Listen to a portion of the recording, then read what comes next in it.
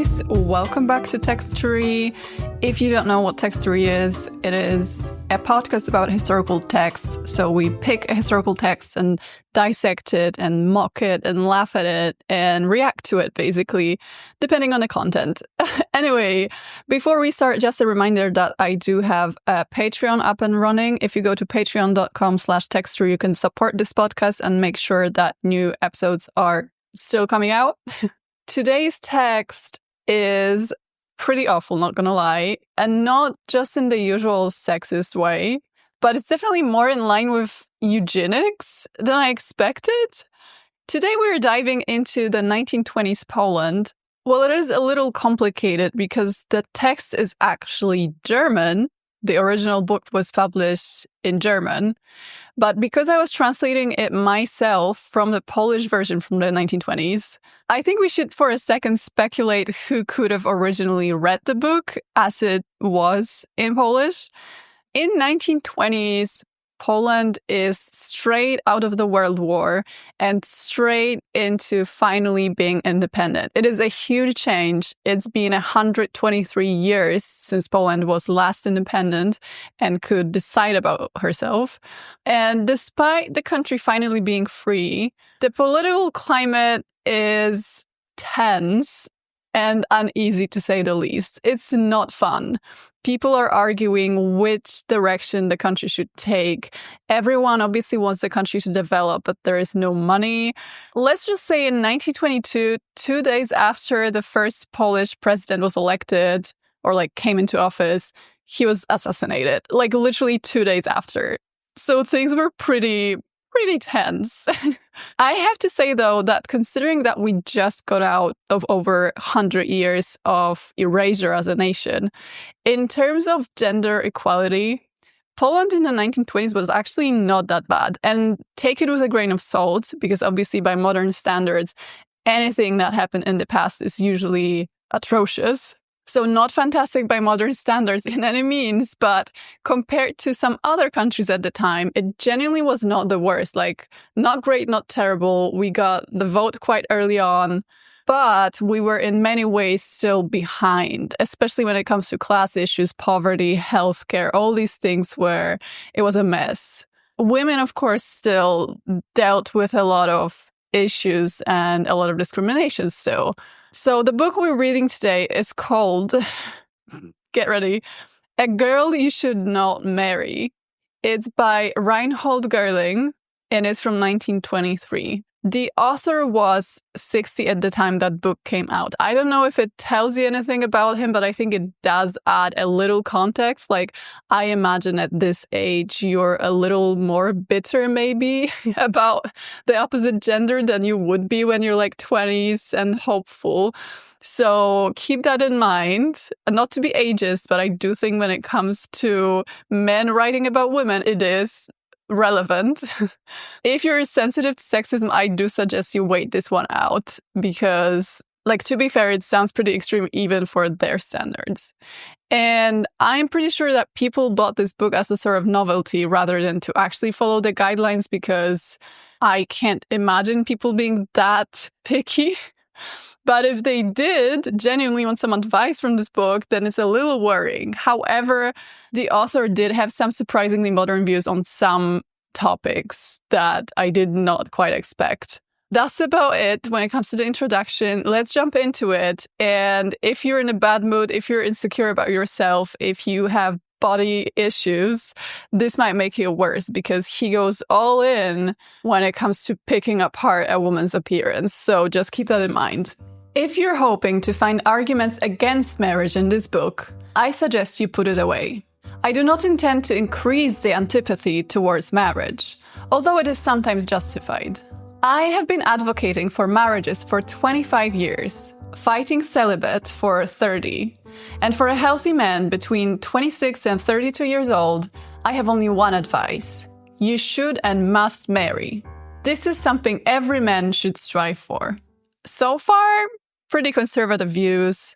Marriage is necessary for the development of society, of family. Nothing surprising here. And it is for the institution of marriage that I write this book, because I wish every man a healthy, kind, devoted wife, and all children a strong, good-willed mother. Dear sir, you have asked me what you should pay attention to when choosing a wife. You undoubtedly wish for a cheerful, healthy spouse, with which you could have beautiful children, and you want to know what qualities a woman should possess to fulfill your expectations. I could reply, if you can't tell which girl could make a good partner, I can't help you. But because you're a decent man turning to me for advice, I want to give you a decent answer. He's got a point here, like, if you don't know what you want, all the guys on dating apps, then asking someone else is probably not going to help, because they're going to tell you all their ideas that are just going to make you more confused. But he's still writing the book, though, so I don't think he cared that much. My essay would probably decrease the number of my female fans, turning them violently against me. Alas, though it pains me, I need to stay honest, because only then will I be of service to women, when I announce my brave and ruthless ideas on the matter. It's funny to me how he's like, ladies, calm down. This is nothing personal. Like, as if any woman read this book. I guess he was a little well-known in Germany at the time, so I guess that's where he's coming from. Interesting thing, he mentions gold diggers, but he first brings it up in like a gender bender way, where he talks about men that hunt dowries. Poor girls waiting in vain for their Prince Charming bitterly say that men hunt dowries. This is an exaggerated and one-sided claim, but undoubtedly a lot of men marry only to, as they call it, catch the golden fish. It sometimes happens, however, that the fish catch their fishermen, and plenty of men who went hunting get caught themselves on the treacherous fishing line. Is he saying that men are looking for women with big dowries and then they accidentally fall in love? And then they get stuck and they get married? Or is he saying that men that are out there hunting are met by women who are also smart and they end up marrying someone completely different to what they wanted? Okay, this is probably the most interesting paragraph to me from the whole book, because he describes different types of women and what chances they have at marrying well. And he says what follows. Highly educated women have the lowest chances of marrying. Artists, painters, writers, only 4% of them get married, and usually very poorly. Yes, the highly intelligent women have the least luck in love. This proves men's healthy instincts, because it is proven that with the growth of intelligence, the fertility declines. I'd like to see your study on this, because what? Maybe if the woman was intelligent, she just paid more attention to birth control, and that's where he's coming from, because this is... How did he come to this conclusion? And then he has another theory. It's that when women think too much, they basically lose the capacity for sexual desire, because too much of their brain is occupied with wise things. So he says, the highly talented individuals do have the capacity to feel sensuous excitement, but they usually lack the sexual energy, because their brain uses it up for its own purposes. A highly intelligent woman can undoubtedly, in some cases, be a good wife and mother, but when she does, she needs to put aside her intellectual pursuits. This retirement often poisons her soul with discontentment and bitterness, which proves difficult in married life. Depending on the woman, they can either be very abrupt or just a simple, "Oh, husband, I sacrificed so much for you." I kind of get this point, though. In an era where you had to completely give up your career to be a mother and a wife, I would resent my husband too. Like, I would be so bored. And it's not a choice. It's something that you had to do either way. So I do understand where their bitterness would be coming from. But I don't get where he's coming from with the female brain has so little space that when you take up the space with clever things, the woman is not horny anymore. I don't really buy into that. Then he has another interesting take. I would advise to marry an only child only if she has had a variety of life experience, worked professionally, or wasn't raised in her family home. His argument being basically that only children or women that didn't have siblings were pampered and were spoiled, so they are egoistical and they will not treat you well because they're getting used to getting their own way, basically. Then he has another offensive stereotype where it's like a woman that is into fashion too much. At least it sounds like it a little bit. So he calls them thoughtless dolls. He even compares them to sex workers. So he is very judgmental in the way he describes them. They often have qualities that are similar to those of prostitutes. The thoughtless dolls neglect their wifely and motherly duties, and their only desire is new gowns and new hats, which they demand even when they know their husband's material situation does not allow it. Unfortunately, the amount of such thoughtless dolls is astonishingly high. I mean, have you ever met one? Or is it just like men complaining about women being gold diggers even when they have no money? So like, how would you know? How would you know? And then he goes on to talk about physical beauty and features that are supposed to tell you about a woman's character. Now, this is probably the wildest part of the book, and it takes up most of it.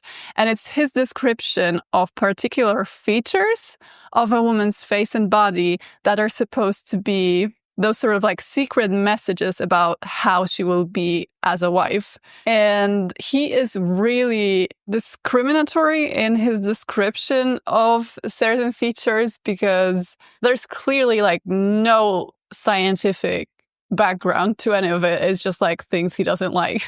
But first he lists all the good features, which I think are very interesting as well, because they're not always in line with modern beauty standards, to put it mildly. Doctors, physiologists, and artists have agreed on norms, universally acknowledged, which make a human beautiful. The basic advantages regarding the different features on a woman, because the harmony of the features creates the harmony of the body, are as follows. Round skull. Okay, anthropologist, like how would you know what her skull looks like if she's wearing a hairstyle or a hat? Small face, big eye sockets. He doesn't say big eyes, he says big eye sockets. High and thin brows.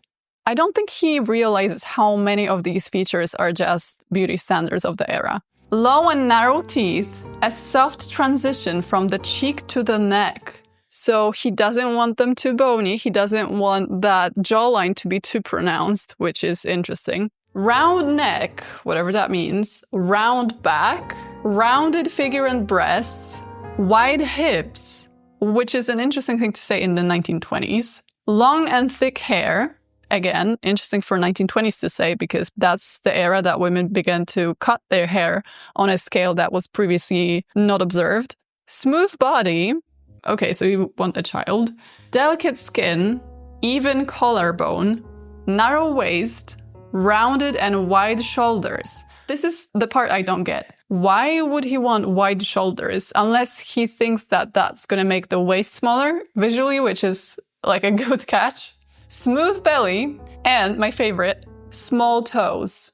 Are you a big-toed bitch? Then bye, you're not going to be my wife.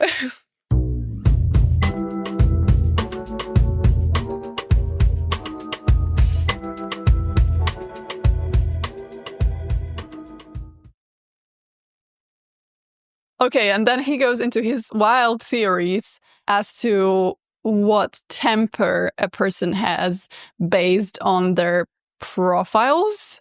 And I'm not even joking. This is actually what he says. Women with rounded foreheads are usually passionate, irresponsible, and so stubborn that you cannot reason with them using any kind of logic. Okay, Rihanna, Lily Rose Depp, I see you. I encourage you to carefully examine the profile of your beloved. It will tell you more than words. Unfortunately, those in love, as I mentioned earlier, lose all sorts of critical thinking when it comes to judging their chosen one. As they should, like if someone was dating me and then actively trying to judge every single feature I have and use that knowledge to make out if I'm going to be stubborn in the future, that's grounds for a breakup, and a nasty one too. It is a pity, since the profile never lies to you. What if someone falls on the pavement as a kid and breaks their nose? What does that tell you about their character, apart from the fact that they probably are not very good at observing their surroundings? It literally tells you nothing. But it's still a thing where we try to associate those traits and types of people to certain looks because it helps us navigate different people that we meet, and we can go through this mental shortcut to describe them in our head, but it's just stupid. It's never giving you a full vision of that person. So he said that the profile never lies to you, and then he proceeds to literally draw these profiles out. He drew 6 different side profiles of women, and then he said, Figure 3, so that's the drawing, shows 6 types of women whose intellectual quality is close to none. 3 and 6 are types of creatures both stupid and incredibly conceited. I advise you to beware women with wide faces and protruding ears. There are heaps of evil hiding in those women.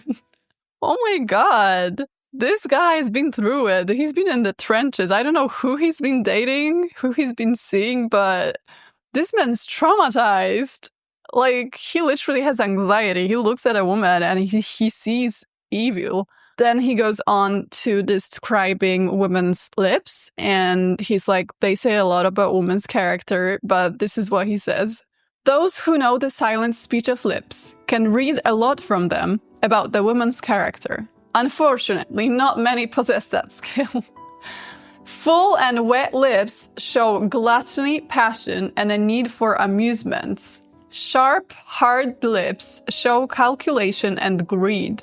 Thin lips, no temper, relentlessness, and love for cleanliness, order, and punctuality. According to him, thin lips are actually the most desirable because they mean that you have no temper. You're just a chill girl. And full lips are a no-no, according to him. You need to also pay close attention to the nose. An old saying says that you can read a lot from the nose. The smaller the nose, the smaller the intellect. This is absolutely wild to me, because living in a society where women are trying to get their noses to look as small as possible, either by the use of makeup, by the use of cosmetic procedures, by angling their photos a certain way, they go out of their way to adhere to the beauty standard of the nose being child size. And he drops the smaller the nose, the smaller the intellect. Oh my god. Cut the show.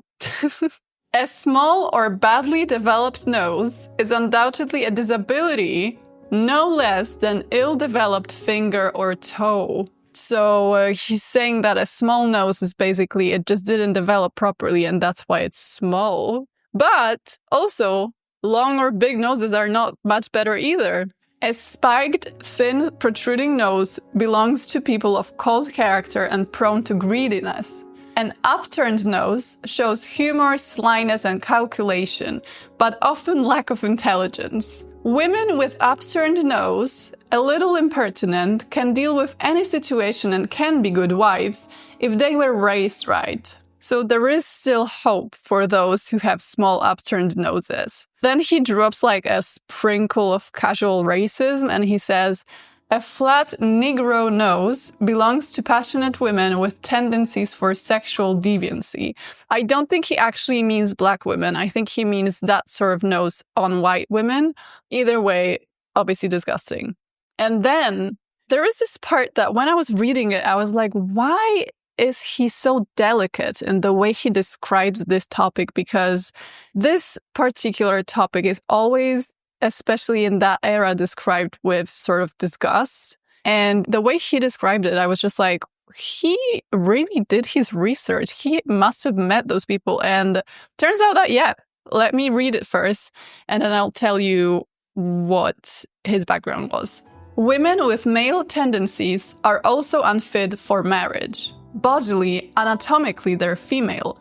but their psyche is male. And that's their tragedy, which manifests in half-conscious and sometimes carefully hidden attraction to their own sex. They look a little different to normal women. They usually have narrow hips, small breasts, and strong veiny muscles. Their unnatural self also shows in their appearance.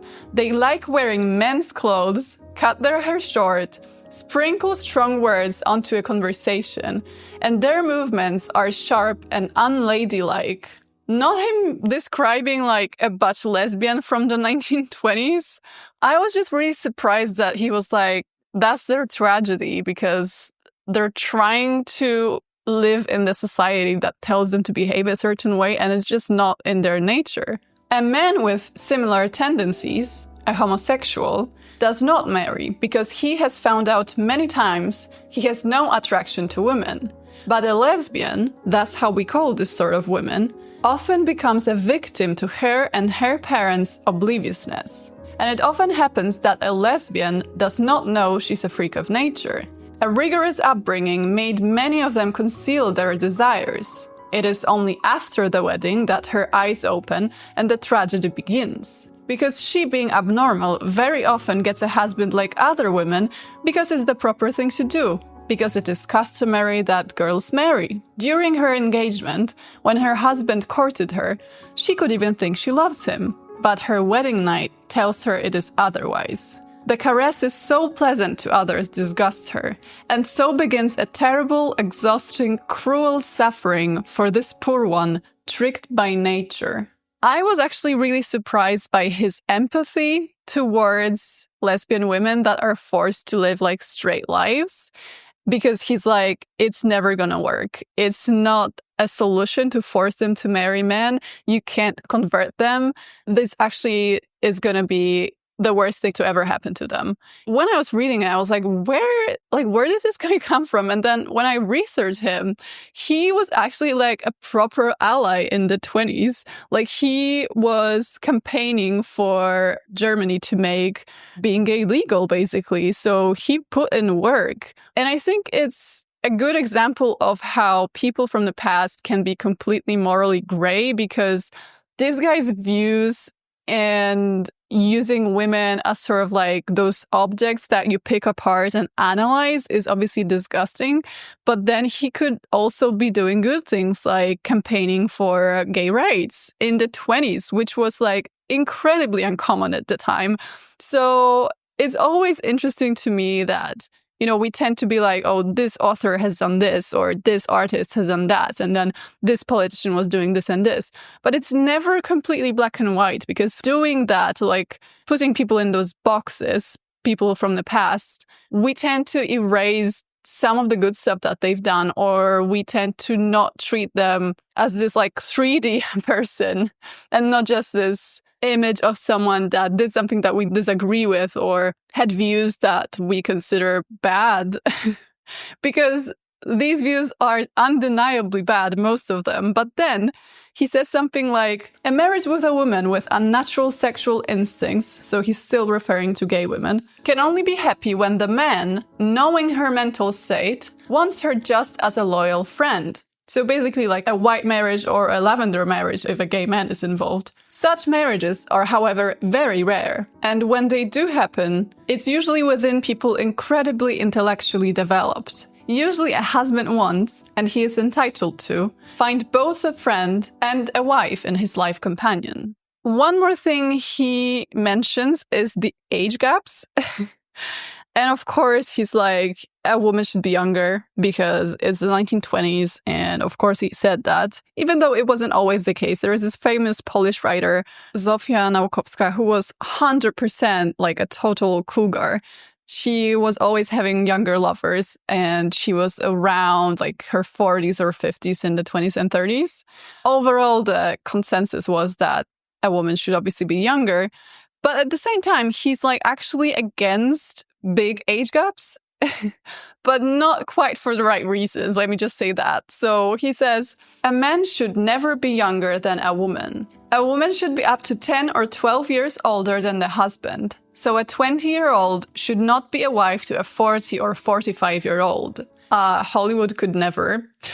It is important to remember that when a woman is older than the man, jealousy can quickly appear in the home of the newlyweds. 30-year-old can love a 40-year-old, but it is very unlikely that she will be the object of his desires 10 years on, as a 50-year-old. I mean, in the 1920s, that was basically like already half on the other side. And a woman whose mirror will constantly remind her she's aging will sense it coming, and jealousy, suspicions, and stalking will come as a consequence of her fear of losing him. I think it rather depends on the man and not on the fact that she's getting old. Like, why would a man lose interest as soon as she loses her looks? But okay.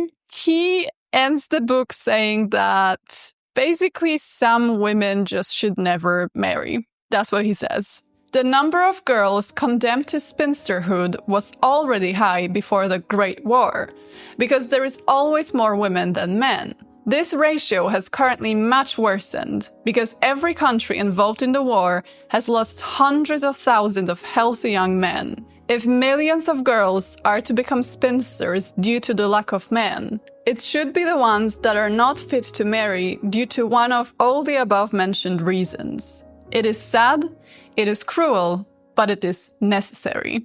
Okay,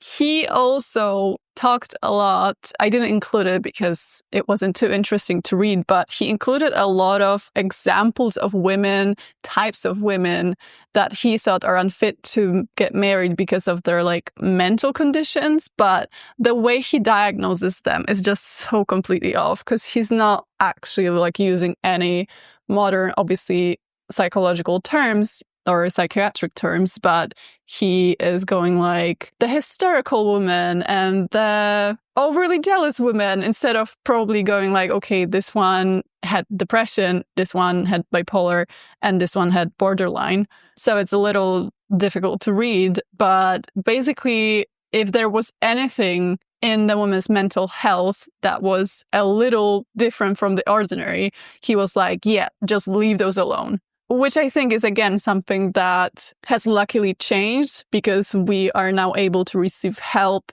and we are now able to work on ourselves. Just because you got with someone who's mentally supposedly healthy, it does not mean that they're the best match for you, because it's not like they're superior in any way. So just reading text like this always makes me realize how much we've actually developed as a society in terms of social norms, in terms of stigmatizing mental health issues, in terms of treating disabilities as something that you should avoid at all costs. It's books and texts like those that really bring all those issues up, and they do it without shame. They are so rude. I just find it difficult to believe that someone was reading this book in the 1920s and going like, yeah, damn right. I hope that whichever man went for that book in the 1920s, they were bitterly disappointed in the lack of actual practical advice. Because, not gonna lie, I was actually expecting him to describe more of women's personalities. I thought he's gonna be like, if a woman is overly jealous, or if a woman is too independent, you should not marry her. But no, he was actually like, if she has a small nose, it means she's stupid. Which is insane, I think, personally. So let me know what you guys thought about this text. And I'm just gonna tease that it's not the only one of his works that describes a person that you shouldn't marry. So we may be getting a mirror episode of this sometime soon. So stay tuned, and I'll hear you in another episode. And don't forget to check out my Patreon at patreon.com/textory. Thank you. Bye.